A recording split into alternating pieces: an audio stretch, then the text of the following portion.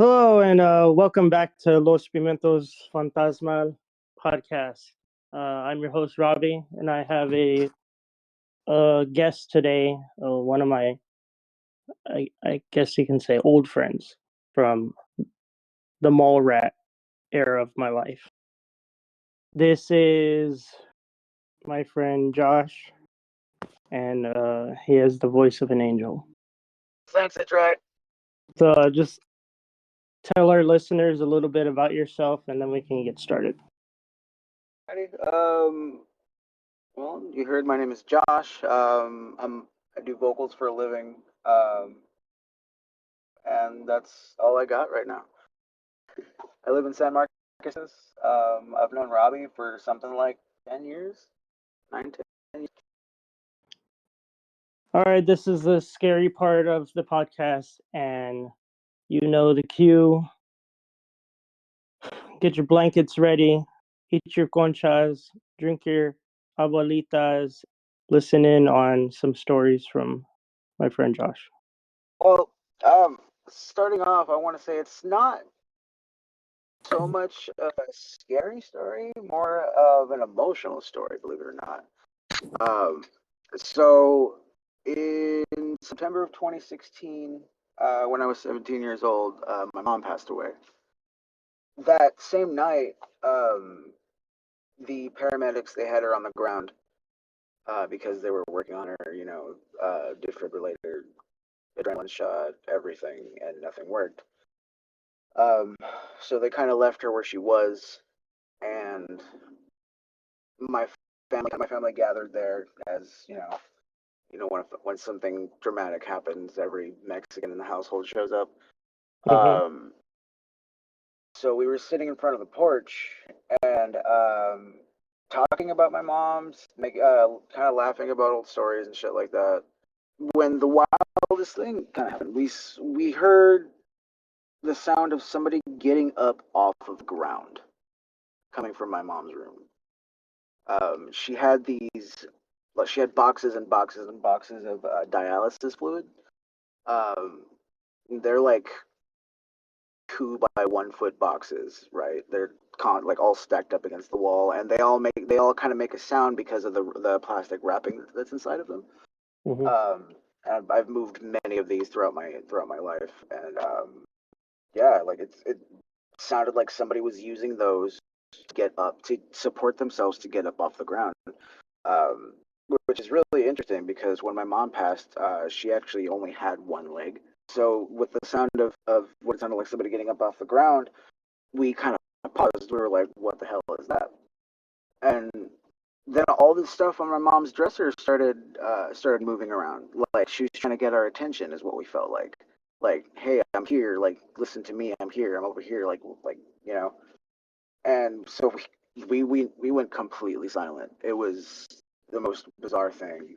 I've always believed in paranormal stuff like that. I just hadn't experienced anything quite like that. Like I've gone ghost hunting. I've gotten like warped pictures and orbs and stuff like that. Nothing too crazy.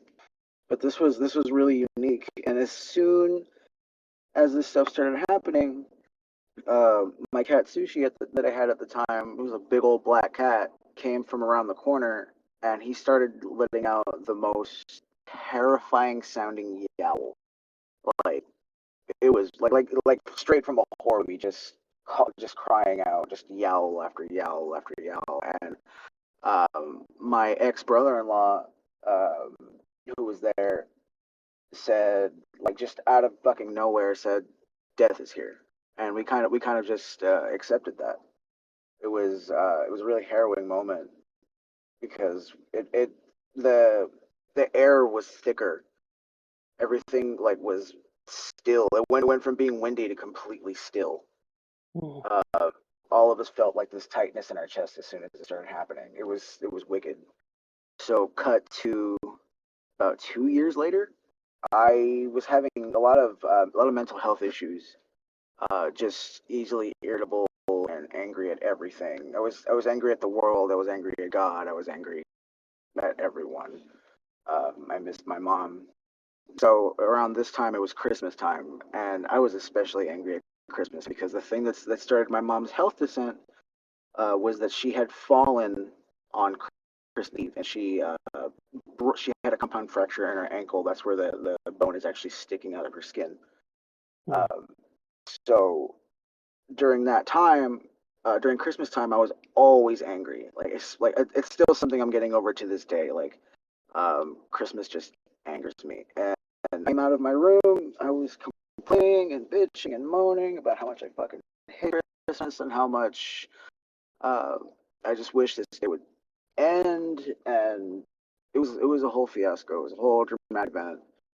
Um, so I walk from the kitchen back to my room, and right outside my room is like a second living room that we had. It was like a den area where we had a couch that was facing the outside. I look over to the couch, and I see my mom sitting there Wow. with a cup of coffee and the dress that she was wearing at her viewing. Just sitting there. Her favorite thing to do when she was alive was sit with her coffee and look out the window, and that's exactly what she was doing.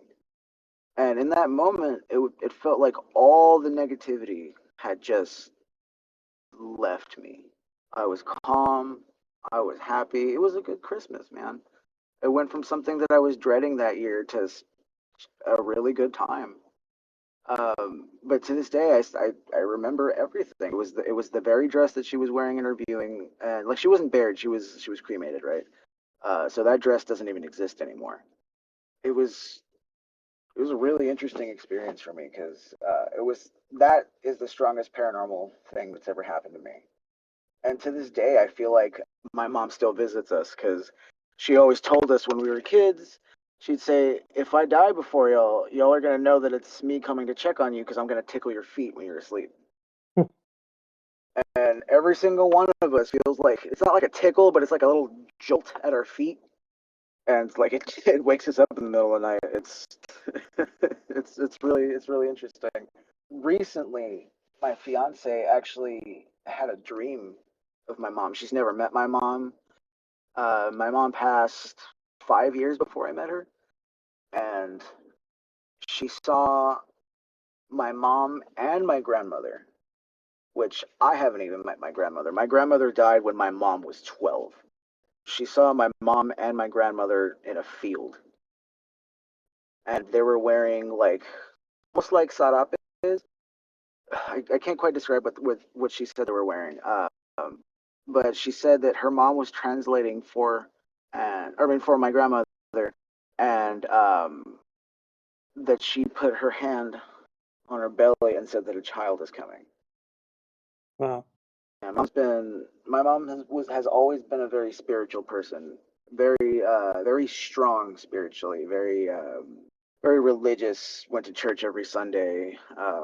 My whole family is involved in the church and stuff like that, and it's I keep using the word interesting because I don't know what else to how else to describe it. Like it's an amazing experience, no doubt, but there's just so much that I feel that I can learn from just leaning into it. And I don't think that my mom is quite done showing herself. I If something happens again, I'll be here to tell my story. Yeah. And so that's what I have for you on the paranormal front. If you like, I can talk about my UFO experiences. Yeah. Let's hear everything you got. Alrighty.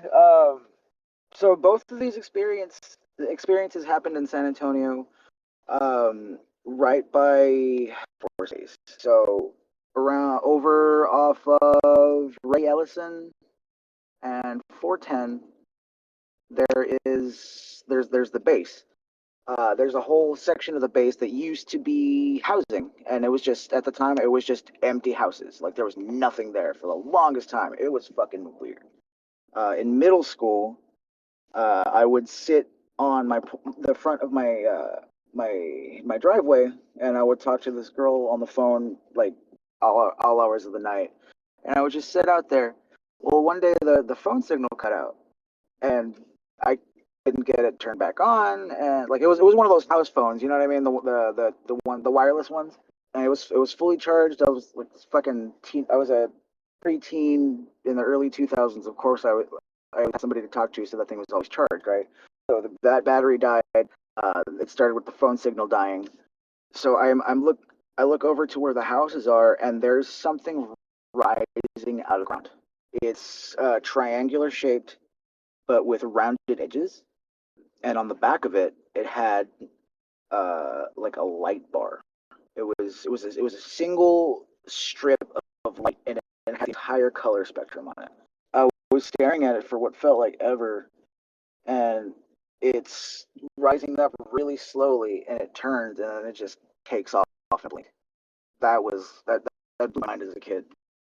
Uh, Cut to a couple years later, let's say about 6, 7 years later. I'm back in that area. I'm at a friend's party, and I have to leave to catch the first bus. So like we pulled an all nighter, and I'm there with my girlfriend at the time. We walk over to what is called the Johnston Branch Library, and they have a playground that's where the floor is made of like recycled tires, so it's like rubbery. So we're laying there. It's like 4 or 5 in the morning, and you hear the sound of like rushing wind, like just you know what I mean? And right above the clouds, I see this huge craft. It looked like an angler, not an anglerfish, like an angelfish, or specifically, you've seen Finding Nemo, right? Yeah. Uh, you know Gil from Finding Nemo? Mm-hmm. That's what it was shaped like, and but it was like like flat, like on its side or whatever, like, and it was above the clouds. But the thing is, this thing was huge. This thing was like as big as the neighborhood itself, Wow. and it was completely silent. All you heard was the wind resistance. There was no lights, no anything. But the only reason I could see it was because the moon was still up. Otherwise, I would have just heard the rushing of wind and thought nothing of it. But we were laying on that rubbery recycled tire floor, and we were staring straight up. And sure enough, this thing goes straight by, and it's wild. Like the hair on both of our necks is risen up, and we're just panicked. Like, what the fuck, are we being invaded? Um, but it's wild to me that it was in the same exact area, like literally 3 streets away from the house that I used to live at when I told that first story. Wow. So that's what I got. It's crazy. And you said you've been ghost hunting. Where have you been ghost hunting at? Several like houses, people's homes and stuff like that. People had told me like, oh yeah, my house is haunted, and it wasn't a very fruitful endeavor because I was just a dude with a cell phone and his homie. Uh, so we didn't really have the equipment. We were going mostly for the experiences. I don't ghost hunt so much anymore because I've grown a lot spiritually, but I have not done anything to arm myself, if that makes sense. Yeah. Like mentally, like I get really strongly affected by paranormal stuff. Oh, you know what? Just last year around this time, uh, my fiance and my current partner, we were at, where was it? Marble Falls, Texas. There's a park. I think it's called Johnson Park in Marble Falls. Right down the street from from the Johnson Park, there's a cemetery, and I was like, "Hey, let's go check out the cemetery." And she's like, "Yeah, let's go. Let's just go have fun, just to look at the gravestones, this and that. Things weird people do." There was a particular one that I looked at because I looked over at it and it made me sad for some reason. I was like, "Oh, I wonder what's up with this one." So I go over to take a look at it. I'm stuck. As soon as I get in front of this thing, I am physically stuck, like something is holding my feet. And she notices something's up with me, and she's like, "Hey, what's going on? Like, are you okay?" And I was like, "Hey, like I can't move." So I'm not able to move until she touches me. Spiritually, she's a lot stronger than I am. She's very strong. She's always got her wards up. She's always got some kind of protection on her. So as soon as she touches me, I'm able to move. I'm able to leave the area. But so we're like, okay, let's continue walking around the graveyard, this and that. But the entire time we feel somebody following us, looming negativity that's just attached to us. So we leave and we can still feel it like on us, like in the like practically in the car with us. So we drive over some running water like twice, just to kind of clear the air. We burned some dragon's blood. I don't know if you know what burning dragon's blood does. It's essentially a really strong for cleaning. And after like an hour, it finally dissipated. It was insane, but I felt like this thing would have very much followed me home had we not cleansed. Wow. So, interesting place to check out anything paranormal would be the Marble Falls Cemetery. If you ever get a chance, talk to some of the businesses, like the mom and pop businesses downtown, and see if they'll let you into the. I don't want to call them catacombs, but they're like the underground walkways. The underground walkways in San Antonio are haunted as like a lot of the businesses just have like a hole in their wall, like in the basement, that leads to the underground walkways, and the entrances to these holes, like you can feel like there's a portal. The the um, the paranormal energy there is completely wild. Um, all of downtown is like a whole bunch of downtown is like that. Uh, Portal wise, I feel like uh, there's a whole different area of San Antonio that has been affected by something like that. I don't know if you ever heard the story about that wedding that happened over by Southwest Military and Marbach, something like that. Um, there was like a club. It's right off of Highway 90. There was a wedding that happened, and during the reception, the bride is dancing with people, yada yada, and there comes this like really handsome man out of nowhere. He asks her if she wants to dance, and she's like, "Yeah, sure, whatever, let's dance." So they're dancing for a little bit, and then she starts smelling like sulfur, like brimstone, and she's like, "What the hell is happening?" And they start dancing faster and faster, and she's like freaking out. And then she looks down at this man's feet, and one of them is like a chicken's foot, and the other one is like a goat's foot. That used to be a real up and coming part of San Antonio, like it was going to be something. But since then, it's one of the more fucked up parts of San Antonio. Like there's a lot of drug usage there. There's a lot of homelessness there. There's a lot of crime there. It's wicked. Like it's one of the more ghetto parts of town now. And I've often wondered if that has something to do with it. Sorry about that. Yeah, that's crazy. Something fell in my and it made like a big ass sound. That's interesting. Yeah, it scared the shit out of me. Talking about paranormal stuff, right? Yeah. So with a lot of the stories you hear, man, be sure to do some kind of cleansing afterwards, because sometimes some spiritual energy is so powerful that even just talking about it can have lingering effects. Uh, so because you were a collector of stories, like uh, I believe it would be very beneficial for you to do some cleansing after each podcast. Yeah, I have exercised like holy water and oils and like salt and stuff like that. Cool, burn some incense too. Did you ever go with us to like Devil's Den stuff? Nah, I'd go there with like the wolf pack and stuff like that. the wolf pack. And yeah. And we would stay there overnight and stuff like that and drink and party what teenagers would do. Oh, you know And what? I went back there one time with a friend of mine.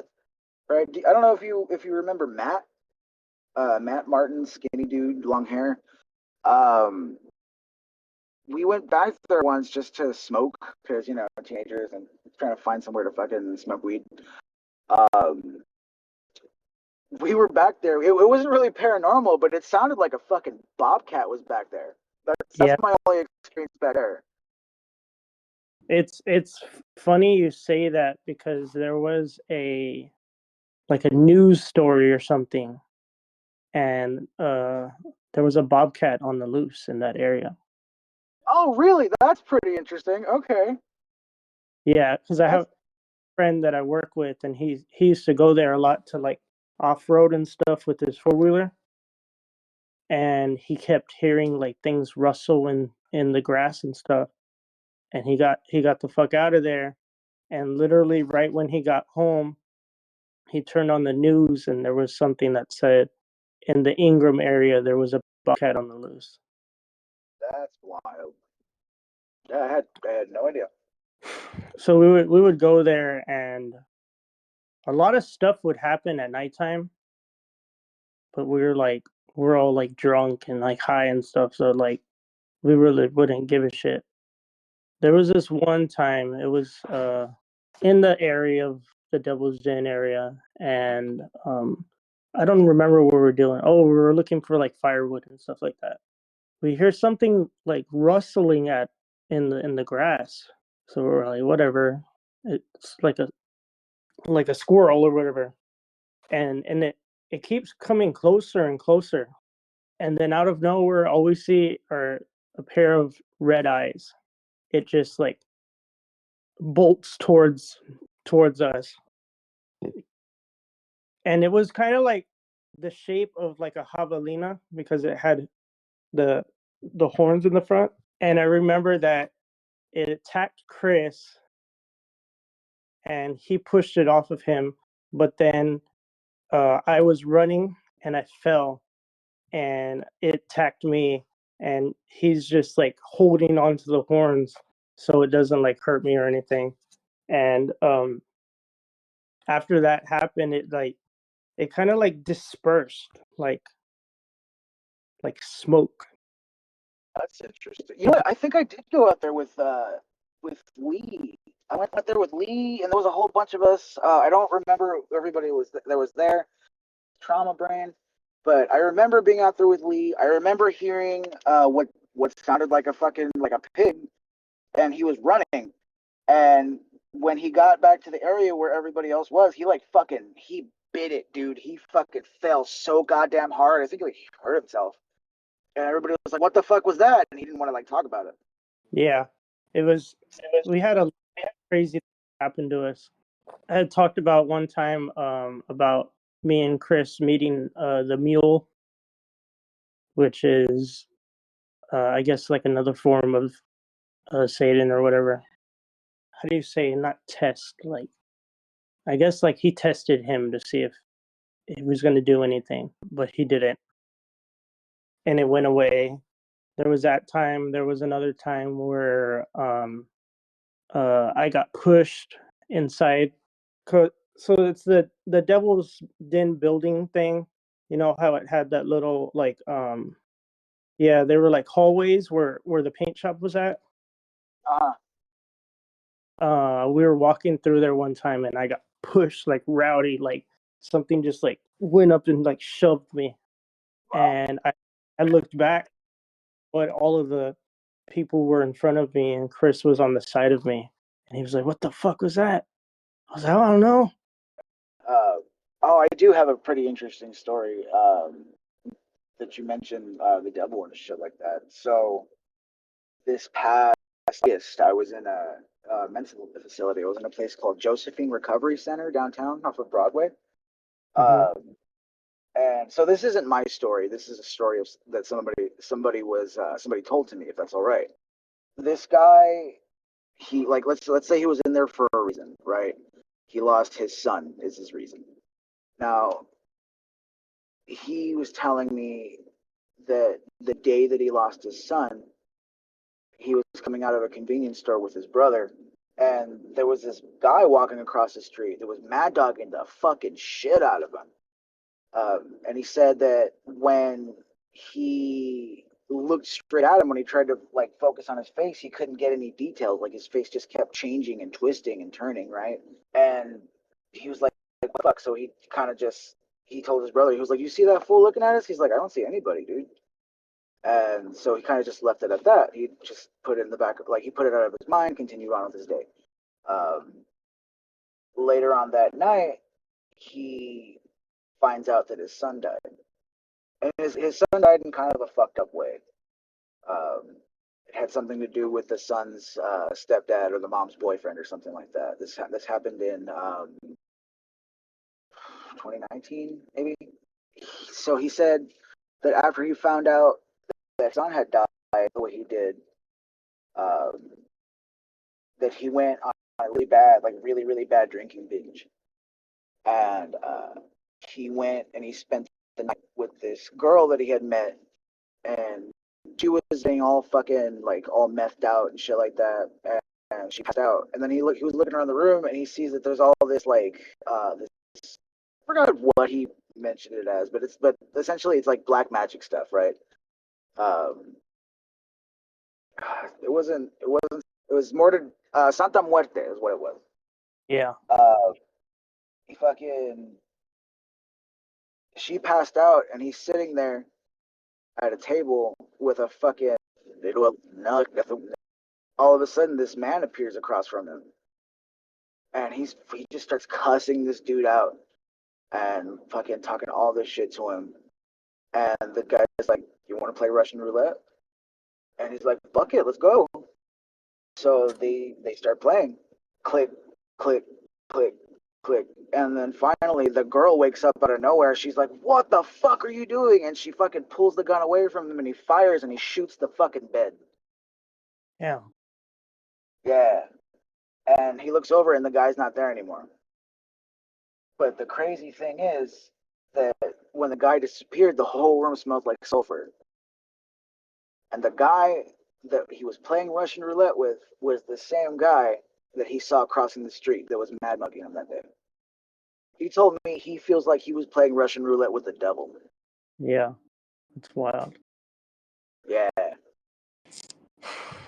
That's crazy. Yeah, that's some heavy shit, dude. I've never really had anything like that happen to me. I mean, I've seen him before, but I believe that I myself I have like guardian angels and stuff, and I'm protected. So this this next story is gonna be a little hard for me to talk about because it's really fresh, really hard to talk about. It's so in August I told you I had spent some time in a mental hospital. Mm-hmm.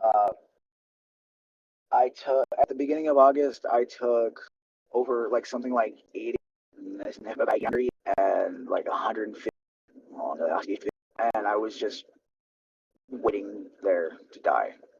And I'm doing what my mom does in moments of peace. I'm staring out the window. I felt something fly in through the bedroom window. Like I didn't see it, but I felt it. I think it was something that was either coming to collect me or tell me that it wasn't my time. But there was definitely something there because the person that found me was standing right there, but there was something else standing beside her. Mm-hmm. To this day, it's an experience that I won't forget because it was so surreal. I don't know if it was just the medicine taking hold of me, but I couldn't move, I couldn't talk, I was just choking on my own vomit at that point. But I know there was something there. Like the way you close your eyes and you know, like if there's the way that if you're in a room with people and you close your eyes, you can still feel them there, like you still know they're there, right? It's the Yeah. same feeling. Wow. To this day, like I mean, not to this day, but I threw lyric, I wrote an entire song about it, and I think it's a good song. But Have you like recorded it or anything? yeah, it needs to be mastered and stuff like that. We're still doing a little bit of work on it, but I do some work with a friend of mine that I've known for a while. We're called Dream State Anomaly. We have a couple tracks out like on YouTube and shit like that, but nothing worth mentioning. But I think that's what I have for you story wise. I have a couple. You saying that your mom had passed. I had call her my baby mama. Oh yes, Um, yes, yes, yes. she was she was really big into like them and drinking and partying and stuff like that. And we were together for about I think like 4 years maybe. It was kind of like a little bit after my son was born, I remember seeing all the stuff on social media. yeah, her health just started declining. She was, I guess there wasn't enough blood flow or something going through her, and she started getting like really yellow and stuff. I don't remember what caused her to get into the hospital, but she was in the hospital for a while, and they were doing blood transfusions and stuff like that. Eventually, she had to do chemotherapy. Well, she wasn't the type that liked being in the hospital. She would take out her IVs and she would like scream at the doctors and the nurses and stuff. And she would like call me to get her and go and get her and stuff. And a lot of the times like she really didn't stay there for like the whole blood transfusion thing. And it was this is wild because it was literally like a day after or a day before she went out and she partied with her best friends, and they drank. And I had kept telling her prior to that, you're doing blood transfusions, and when you're drinking, the alcohol is going to thin your blood and you're really not going to have anything there. And she was like, whatever, you're not my dad or my mom, so you can't tell me shit. Okay. So she goes and she parties, and the day after that, she has to go back to the hospital, get some blood transfusion. But then she's also doing her chemo at the time. She does her chemo, but she doesn't want to stay there long enough to do another blood transfusion. And in that period of time, I guess like she did another mob or something. So that could have also affected it. We got home, she went to sleep for a bit. She would get up to go to the restroom and stuff, and she kept complaining that she couldn't breathe and it was hard to breathe. Me being with her for so long, she was kind of like dramatic and dramatized everything, like, oh, I can't breathe or I can't move or stuff like that. You know what I mean? Over the period of time of being with this person for so long, you kind of like just push it off a little bit, like, you're just fucking with me. She said it one last time, and she said I have to go to the restroom. So then I put her in a wheelchair, was gonna push her out, but the wheelchair kept getting stuck in my room because it was so wide. So she like kind of like with her last like strength, she pushed the nightstand that was right there that was getting the wheelchair caught. She pushed it out of the way and she fell and right there in the doorway of my room. And when she fell, she pissed herself. At that moment, I knew, yeah, she's gone. And Yeah, Briggs are pushing that dresser out of the way. yeah, she was really big into like Satanism and stuff like that, which I fucking hated. But before, you know how they say like they can still hear us before the rigor mortis sets in. The last thing I told her was that I loved her and that she needed to find God. She needed to just ask for him and so she can go to heaven. That was a wild day because we had my stepdaughter and then my son at the house at that time, and we had to call one of my aunts to go sit outside with the kids. They pulled her to the living room and she was already turning blue. I don't know, it was wild. Prior to that, they take her in the ambulance. We're there, they're still trying to revive her in the hospital and stuff. Her family's there. Her best friends show up. They put her in a room because they already pronounced her dead. So I go into that room and I want to say my last goodbyes to her. So it's a real small room in the hospital. Real small, like maybe 2, 3 people can fit in there at once with the body. So it's just me in there. And the way they had the bed set up, she was like closer to the left side of the wall, and there was a little space in the back of the wall where the bed was at, and I stood behind that part behind the bed, and I was just looking at her and I was talking to her and stuff like that. I felt like something warm on my shoulders, and they felt like a pair of hands, and they were just rubbing my shoulders and like kind of like a you'll be okay, I'll be okay type thing, like kind of like a last goodbye type thing. When that happened, I saw, I don't know how to explain it. Like I saw like a gust of smoke come out of her mouth, and it raised and it just went like towards the ceiling area. To this day, I think it's like a little bit of her soul was just lingering there to make sure like I was okay. And then once I she knew I was okay, then she left. I've never told this to anybody. So I think it's a good thing that I finally got it out on the podcast. Yeah, man, it's grief is a wild thing. You know what I mean? Grief and trauma can literally alter the chemistry of your brain. So it's definitely something that you want to put outside of you and not keep in. To anybody, if I can go ahead and say this to anybody that's listening, if you had some kind of trauma in your life, some kind of grief, please, please, please reach out, seek help, talk to somebody. If it feels like no one cares, it's not true. That's the voice inside your head that's telling you, like, you matter, your feelings matter, who you are as a person, your mind, your soul, your heart matters. If you're having any thoughts of harming yourself or anyone else, please, please, please reach out. You're not alone.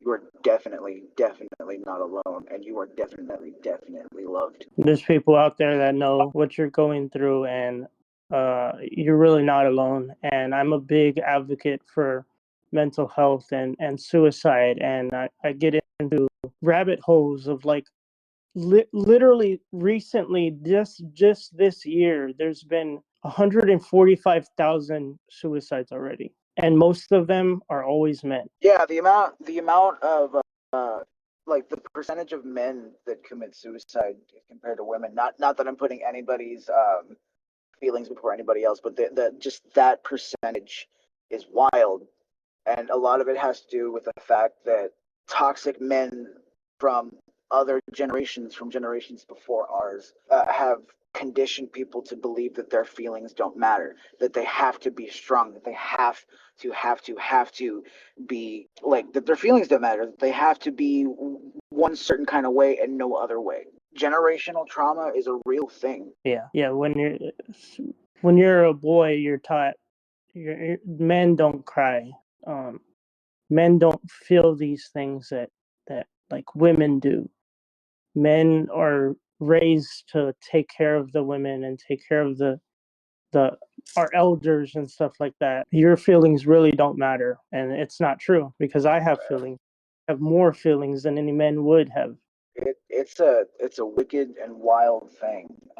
2 years ago in January, I was in this Los Angeles, and it took me a while to tell anybody because I had it in my head like, no, men can't be raped by women, men can't be assaulted, men, like that's not something that happens. That's not real. And I had to tell myself, your feelings are valid, your experiences are valid. Anybody that tells you differently is trying to serve their own purposes and not yours.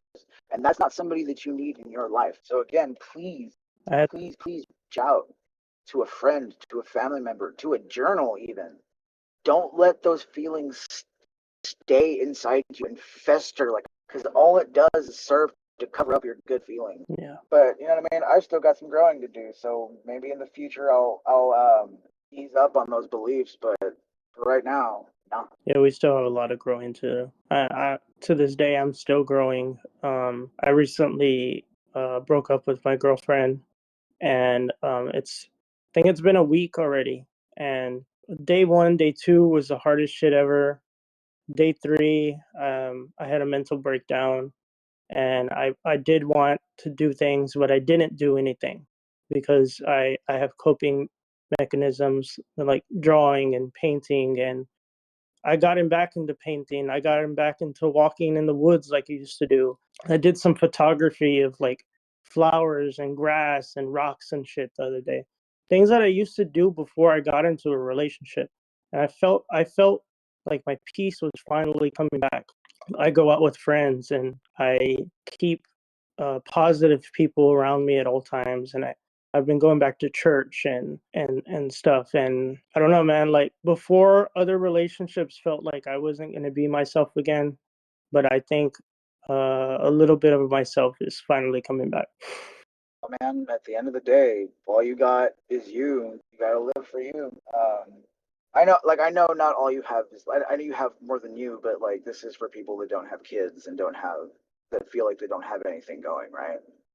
At the end of the day, when something like that happens, we have to live for us. We can't always live for other people like that. Yeah, it sometimes it feels better to be in a pair, more than a pair if that's what you have going on. Loss is a hard thing to deal with. Paint write, make music, take pictures, learn self love. Because if nobody else is gonna love you, then you fucking love you. Even if it's so. One thing I learned on my mental health journey is no matter how much you don't think you have it. Like if you don't think you love yourself, you're wrong because you love yourself enough better. You love yourself enough to know you deserve better, and that's a start. They're not baby steps. They're never baby steps because that shit sounds demeaning. Never baby steps. Always small victories. Those small victories will build up and build up and build up, and will create a mountain that's even bigger than your biggest victories. I know this was supposed to be a talk about paranormal stuff and the like, but I'm glad we got to talk about mental health awareness. Yeah, it's a big part of my life. Big part of your life. I on my last episode, in the description, I actually put the suicide hotline or the national one for all everywhere. We talk about that a lot, and I like that I can that people listen to us and stuff, and maybe somewhere out there in the world will help somebody out. A little something goes a long way, man.